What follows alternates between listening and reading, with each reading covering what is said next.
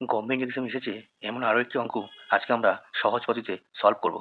এখানে বলেছে যদি এক্স মাইনাস ফাইভ ওয়াই বা এক্স প্লাস ফাইভ ওয়াই সমান সমান 7/13 হয় তবে এক্স ওয়াই এর মান কত।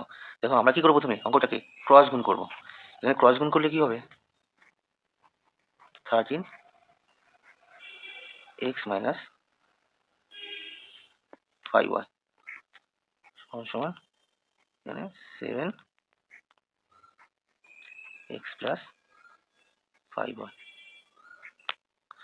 তাহলে এখানে আসছে কত, গুণ করলে 13x মাইনাস 5 13 65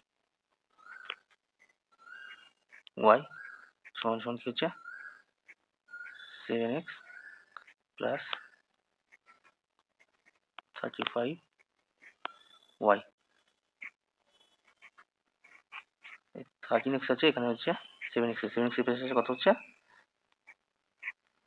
মাইনাস 7x সমান সমান এটা কি 35y যোগ 65y। এখানে 13x থাকে, তাহলে আমাদের কাছে 6x সমান সমান 90 100y